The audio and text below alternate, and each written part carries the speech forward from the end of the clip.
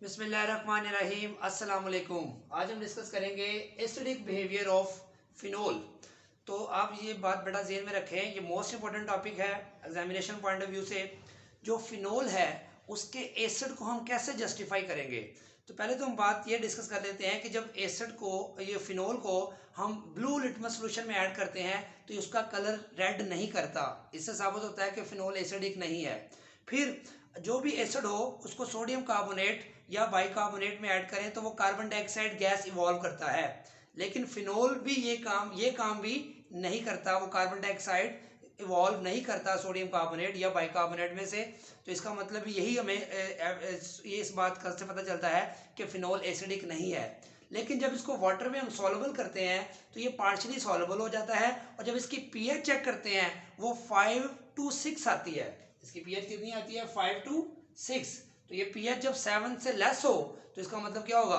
वो कंपाउंड या वो सॉल्यूशन एसिडिक है। तो फिनोल की वजह से पीएच उसकी वाटर की 7 से लेस हो गई, इसका मतलब है कि फिनोल इज वीकली एसिडिक। और ये बेसिस को अपने अंदर सॉल्युबल कर लेता है। जैसे अगर हम सोडियम हाइड्रोक्साइड के साथ फिनोल का रिएक्शन करवाएं तो ये न्यूट्रलाइजेशन रिएक्शन भी करता है। इससे पता चलता है ये एसिड भी है, और ये भी पता चलता है लिटमस टेस्ट से सोडियम कार्बोनेट से कार्बन डाइऑक्साइड के वॉल्व ना कराने से, इससे ये पता चलता है कि ये एसिड नहीं है। तो इससे इसकी पीएच बताती है कि ये एसिडिक है। तो फिर इसको हम कहते हैं कि वीकली एसिडिक है। जो इसकी जो के वैल्यू है 1.3 इंटू 10⁻⁻10, इसकी के वैल्यू का ये होना और इसका पानी में सॉल्युबल होकर पीएच का 5 to 6 देना और बेसिस के अंदर सॉल्युबल होना और उसको न्यूट्रलाइज करना, ये इसके एसिड होने को एक्सप्लेन करते हैं। तो अब हम इसको डिस्कस करेंगे मोस्ट इंपॉर्टेंट थिंग कि ये एसिडिक क्यों होता है, और फिनोल में भी OH है और अल्कोहल में भी OH है, तो फिनोल ज़्यादा एसिड क्यों है और अल्कोहल लेस एसिडिक क्यों है। तो ये बड़ा इंपॉर्टेंट शॉर्ट क्वेश्चन पेपर में आता है कि both alcohol and phenol contains hydroxyl group, but phenol acts as acidic, behaves as acid, but alcohol are not behaving like phenols acids. ठीक हो गया। अब जब भी किसी एसिड को, आप इसकी पीके वैल्यू भी देख सकते हैं, आप 15.9 के करीब है और इसकी पीके वैल्यू 10 के करीब है। इतना ह्यूज डिफरेंस है इनकी पीके वैल्यू में। तो जितनी पीके वैल्यू कम हो वो कंपाउंड उतना ही ज्यादा एसिडिक होता है, और जितनी पीके वैल्यू ज्यादा वो कंपाउंड उतना ही लेस एसिडिक होता है। तो बहरहाल ये वैल्यू से भी अंदाजा हो रहा है कि ये स्ट्रॉन्ग एसिड है। अब हमने इसको पेपर में जब क्वेश्चन आएगा तो आप कैसे इसको जस्टिफाई करेंगे कि फिनोल अल्कोहल से ज्यादा एसिडिक है या फिनोल एसिडिक है क्यों। तो ये दोनों क्वेश्चन का आंसर इसी आंसर में जो है वो मिलेगा आपको, कि जब भी किसी दो एसिड्स की स्ट्रेंथ को कंपेयर करना हो तो आप उन दोनों की आयनाइजेशन शो करें। अल्कोक्साइड, ये अल्कोहल जब प्रोटॉन डोनेट करेगा तो अल्कोक्साइड आयन बनेगा प्लस प्रोटॉन, जब फिनोल प्रोटॉन डोनेट करेगा तो ये बनेगा फिन ऑक्साइड आयन। अब हमने लोरी ब्रोंस्टर कंसेप्ट पढ़ा हुआ आपने, कि जब भी कोई स्पीशी प्रोटॉन डोनेट कर देती है उससे बनने वाला जो नेगेटिव आयन है वो कॉन्जुगेट बेस कहलाता है, और जिसकी कॉन्जुगेट बेस वीक हो, हमने पढ़ा था कि एसिड स्ट्रेंथ, जो एसिड और कॉन्जुगेट बेस स्ट्रेंथ का क्या रिलेशन होता है? स्ट्रॉन्गर द एसिड मतलब उसकी के वैल्यू ज्यादा है, उससे बनने वाली कॉन्जुगेट बेस की के बी वैल्यू कम होगी, यानी कि वो वीक बेस होगी। जितनी एसिड स्ट्रॉन्ग उसकी कॉन्जुगेट बेस उतनी वीक। अब यहां हम कह रहे हैं ये स्ट्रॉन्ग एसिड है इसके मुकाबले में, तो इसकी कॉन्जुगेट बेस इसकी कॉन्जुगेट बेस के मुकाबले में वीक होगी। हमने ये बात साबित कर देंगे तो हमारा आंसर जो है वो मिल जाएगा हमें। अब इसमें देखें इसका, और बेस क्या होती है? जो इलेक्ट्रॉन पेयर आसानी से डोनेट कर दे या प्रोटॉन को आसानी से एक्सेप्ट कर ले। आप देख सकते हैं कि यहाँ ऑक्सीजन पे भी नेगेटिव है, यहाँ भी ऑक्सीजन पे नेगेटिव है, तो हर वो स्पीशीज जिस पे नेगेटिव चार्ज हो वो बेस होगी। अब इसका जो ऑक्सीजन पे नेगेटिव है, प्रोटॉन इसके पास जब आता है तो ये जो आर ग्रुप है ये इलेक्ट्रॉन डोनेटिंग ग्रुप है, याद रखें। ये हमने orientation in electrophilic substitution action में पढ़ा था कि R group electron donating group है। ये ऑक्सीजन को मजबूर करता है पीछे से डोनेशन करके, धक्का लगा के कि तुम ये नेगेटिव इलेक्ट्रॉन पेयर प्रोटॉन को डोनेट करो। जो ही इलेक्ट्रॉन प्रोटॉन को डोनेट करते हैं तो ये एक्शन बैकवर्ड जाके ये प्रोटॉन जो बने होते हैं वो वापस चले जाते हैं। इस वजह से ये स्ट्रॉन्ग बेस हो गया। इसके स्ट्रॉन्ग बेस होने की वजह से प्रोटॉन सॉल्यूशन में कम हो जाएंगे, जबकि फिन ऑक्साइड के ऊपर नेगेटिव चार्ज जो है, इसके पास जब प्रोटॉन आएगा तो ये नेगेटिव चार्ज इसके पास रहता ही नहीं है। क्यों नहीं रहता? आपको पढ़ा हुआ है आपने ये एरोमेटिक वाले चैप्टर में, कि जब negative charge single bond double bond हो तो वहां रेजोनेंस होती है, और जब बेंजीन के साथ नेगेटिव चार्ज डायरेक्ट एटम के ऊपर अटैच हो उसमें तो रेजोनेंस कंफर्म होती है।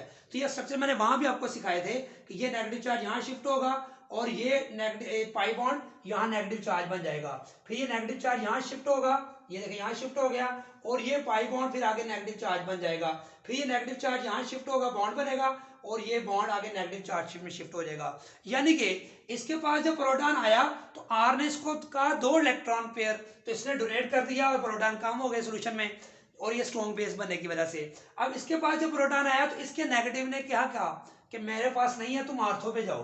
प्रोटॉन आर्थो के वक्त भागा भागा गया, तो आर्थो ने कहा पैरा के पास जाओ, प्रोटॉन भागा भागा पैरा पे आया, फिर प्रोटॉन आया पैरा पे, उसने कहा जाओ फिर आर्थो पे जाओ। तो प्रोटॉन के क्या लगवा रहे हैं, ये चक्कर लगवा रहे हैं। क्यों? कि negative charge present on phenoxide ion is involved in resonance at ortho and para position. तो याद रखें ये नेगेटिव चार्ज इस प्रोटॉन को आसानी से अवेलेबल नहीं होगा। जब ये यानी इस तरह ये भी कह सकते हैं कि ये स्टेबलाइज हो गया नेगेटिव चार्ज रेजोनेंस की वजह से, या ये कह सकते हैं ये इसको डोनेट नहीं कर रहा। स्टेबलाइज कह लें या कह लें कि ये वीक बेस बन गया है, क्योंकि डोनेट नहीं कर रहा, स्टेबल होने की वजह से डोनेट नहीं कर रहा। तो this negative charge is unable to donate to proton due to resonance. इस वजह से ये क्या बन जाएगा, वीक बेस बन जाएगा। जब ये वीक बेस बन जाएगा तो ये कोरस्पॉन्डिंग एसिड क्या हो जाएगा, स्ट्रॉन्ग हो जाएगा। जबकि ये स्ट्रॉन्ग बेस थी क्योंकि आर ग्रुप डोनेटिंग था, यहाँ फिनाइल ग्रुप विड्रॉइंग ग्रुप है, ये डोनेट करके इसकी बेस स्ट्रेंथ को इंक्रीज कर रहा है और एसिड को वीक बना रहा है। इसका फिनाइल ग्रुप इसकी बेसिक स्ट्रेंथ को कम कर रहा है और इसकी एसिड स्ट्रेंथ को इंक्रीज कर रहा है। तो ये आपने याद रखना है कि फिनोल एसिडिक क्यों है, क्योंकि इसका phenoxide ion resonance stabilized है, प्रोटॉन को इलेक्ट्रॉन डोनेट करने के लिए आसानी से अवेलेबल नहीं होता। तो बेटा सिंपल सा दोनों का आंसर है, जब तक आप कॉन्जुगेट बेस नहीं बनाएंगे आप इनकी स्ट्रेंथ को कंपेयर नहीं कर सकते। अब बुक में एक ऑर्डर लिखा हुआ है कि अल्कोहल वीकेस्ट एसिड है और कार्बोक्सिलिक एसिड स्ट्रॉन्गेस्ट एसिड है, उसको हम डिस्कस करेंगे कि वो किस बेस पे हम इसको डिस्कस कर सकते हैं। अब हम बेटा डिस्कस करते हैं, बुक में एक ऑर्डर लिखा हुआ है कार्बोक्सिलिक एसिड सबसे स्ट्रॉन्ग एसिड है और अल्कोहल सबसे वीक एसिड है। तो मैंने अभी थोड़ी देर पहले आपको बताया था कि ये एडवांस बात है, एक्स्ट्रा बात है, जो नॉर्मल बच्चे हैं वो सिर्फ ये एमसीक्यूज के लिए याद रख लें बस। इसका आंसर जो है वो ये एक्स्ट्रा अच्छे बच्चों के लिए है जो एनडीडीएस पॉइंट ऑफ व्यू से कंसेप्ट को क्लियर करना चाहते हैं। तो याद रखें मैंने अभी थोड़ी देर पहले बताया था ये चारों एसिड मैंने तरतीब से लिख लिए हैं। अल्कोहल वीक एसिड है, फिर वाटर स्ट्रॉन्ग एसिड है, फिनोल उससे स्ट्रॉन्ग एसिड है, कार्बोक्सिलिक एसिड सबसे स्ट्रॉन्ग एसिड है। सारे एसिड को मैंने लिख लिया है। तो मैंने भी बताया था जब भी एसिड्स की स्ट्रेंथ को कंपेयर करें तो एक्चुअली उनकी कॉन्जुगेट बेस की स्ट्रेंथ को कंपेयर करना पड़ेगा। जो एसिड ये ऑर्डर क्या है, अल्कोहल की स्ट्रेंथ सबसे वीक है और जब इसका मैं अल्कोक्साइड आयन बनाऊं RO- तो ये सबसे स्ट्रॉन्ग बेस होगा। याद रखें अगर मैं इसका अल्कोक्साइड आयन बनाऊं तो ये सबसे स्ट्रॉन्ग बेस होगा। ये अल्कोक्साइड सबसे स्ट्रॉन्ग बेस है और इसकी कॉन्जुगेट एसिड इसका करस्पॉन्डिंग एसिड सबसे वीक एसिड होगा। ये बात हमने साबित करनी है कि ये सबसे स्ट्रॉन्ग एसिड है तो इसकी कॉन्जुगेट बेस सबसे वीक बेस है। तो ये जो ऑर्डर लिखा हुआ है ये एसिडिक स्ट्रेंथ का है। अगर मैं इनकी बेसिस का स्ट्रेंथ बनाऊं तो सबसे स्ट्रॉन्गेस्ट बेस ये आएगी, उससे वीक बेस, उससे वीक बेस, सबसे वीक बेस एसीटेट आयन होगा। अब इसको हमने कैसे जस्टिफाई करना है, और देखो ये मैं पहले बता चुका हूं कि ये स्ट्रॉन्ग बेस है, ये स्ट्रॉन्गेस्ट बेस है इन हाइड्रोक्साइड, फिनॉक्साइड और एसीटेट में। वजह क्या बताई, ये आर ग्रुप है, ये इलेक्ट्रॉन डोनेटिंग ग्रुप है। इलेक्ट्रॉन डोनेटिंग ग्रुप इस ऑक्सीजन की बेस स्ट्रेंथ को इंक्रीज करता है, तो ये प्रोटॉन को लेके वापस चले जाते हैं सारे प्रोटॉन, तो ये सबसे वीक एसिड हो जाता है। इसकी पीके वैल्यू सबसे कम है, सबसे ज्यादा है 15.9, जिसकी पीके वैल्यू सबसे ज्यादा हो वो सबसे वीक एसिड होगा। अब इसके मुकाबले में हम इसको कंपेयर करते हैं, वाटर क्यों ज्यादा एसिडिक है अल्कोहल से, तो स्लाइटली एसिडिक है, 0.2 का फर्क है सिर्फ। वाटर जब प्रोटॉन डोनेट करता है तो क्या बनता है, हाइड्रोक्साइड आयन। अब यहाँ आर ग्रुप था इलेक्ट्रॉन डोनेटिंग, अब ये डोनेटिंग ग्रुप था, जबकि एच को हमने पढ़ा था ओरिएंटेशन वाले चैप्टर में, याद करें कि ये विड्रॉइंग है एज कंपेयर टू आर। तो जब ये विड्रॉ करेगा तो ऑक्सीजन के नेगेटिव को अपनी तरफ खींचेगा, तो ये आसानी से इसको डोनेट नहीं करेगा इसके मुकाबले में, इसलिए ये थोड़ा सा वीक बेस बन जाएगा। Hydroxide is ion is slightly weak base as compare to alkoxide ion. जब ये स्लाइटली वीक बेस है तो ये स्लाइटली स्ट्रॉन्ग एसिड हो जाएगा अल्कोहल की निस्बत। वैल्यू से भी आपको अंदाजा हो रहा है 0.2 इसकी वैल्यू कम हुई है तो इसका स्ट्रेंथ थोड़ी सी ज्यादा हो गई है, क्योंकि जितनी पीके वैल्यू कम उतना ये एसिड स्ट्रॉन्ग होगा। अब हम कंपेयर करते हैं फिनोल को, कि फिनोल का फिन ऑक्साइड आयन बनता है, ये तफसील में समझा चुका हूं। कि अब इसको कंपेयर करें, इनको तो हमने कंपेयर कर लिया। अब वाटर की निस्बत फिनोल क्यों ज्यादा एसिडिक है? क्योंकि इसमें एक था विड्रॉइंग, तो ये भी फिनाइल भी विड्रॉइंग है, लेकिन ये ज्यादा स्ट्रॉन्गली विड्रॉइंग है, ज्यादा स्ट्रॉन्गली विड्रॉइंग है। इसका ऑक्सीजन का नेगेटिव यहाँ पे आता है, यहाँ पे आता है, यहाँ पे आता है, ये भी मैं स्ट्रक्चर बता चुका हूँ। तो ये विड्रॉइंग स्ट्रॉन्गली विड्रॉइंग है एज कंपेयर टू हाइड्रोजन, इसलिए इसका phenyl benzene ring strongly withdrawing group होने की वजह से इसको इसकी निस्बत ज्यादा वीक बेस बना देगा। जब इसकी निस्बत ये ज्यादा वीक होगी तो ये एसिड इसकी निस्बत फिर क्या होगा, ज्यादा स्ट्रॉन्ग एसिड होगा। अब हम कंपेयर करेंगे इसको इसके साथ कि एसिटिक एसिड जब आयनाइज होता है तो एसीटेट आयन बनता है। अब इसका नेगेटिव भी रेजोनेंस करता है और इसका नेगेटिव भी रेजोनेंस करता है, क्योंकि रेजोनेंस की शर्त पूरी हो रही है कि ऑक्सीजन पे नेगेटिव और alternate single bond double bond है तो रेजोनेंस हो सकती है।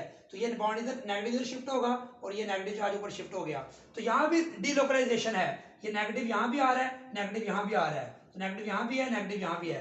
तो अब इन दोनों में कैसे कंपेयर करेंगे कि ये एसिड कैसे स्ट्रॉन्ग हो गया? तो याद रखें, एक नई बात याद रख लें जो एडवांस है, कि रेजोनेंस ये भी शो करता है, रेजोनेंस ये भी शो करता है, लेकिन इसके resonance structures equivalent resonance structure नहीं होते, जबकि ये एसीटेट के ये दोनों स्ट्रक्चर क्या हैं, equivalent resonance structures.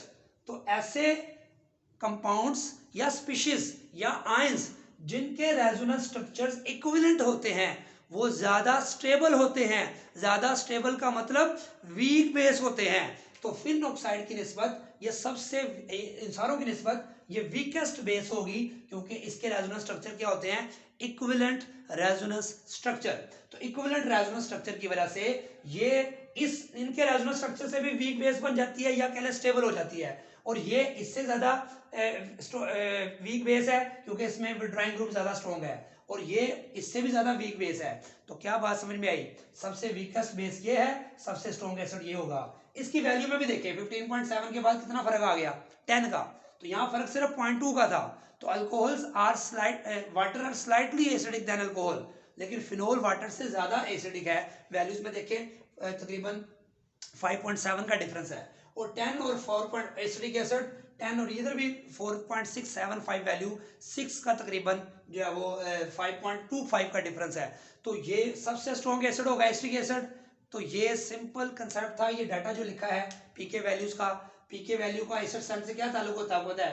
Acid strength पीके वैल्यू के साथ इनवर्स रिलेशन होती है। सबसे कम पीके वैल्यू सबसे स्ट्रॉन्ग एसिड, सबसे ज्यादा पीके वैल्यू सबसे वीक एसिड।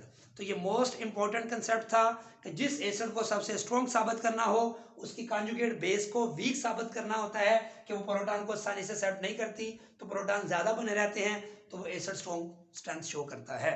और जो वीक एसिड है उसकी बेस को स्ट्रॉन्ग साबित करना होता है कि ये प्रोटॉन को प्रोटॉन रहने नहीं देती, वापस ले जाती है, इसलिए ये वीक एसिड बन जाता है।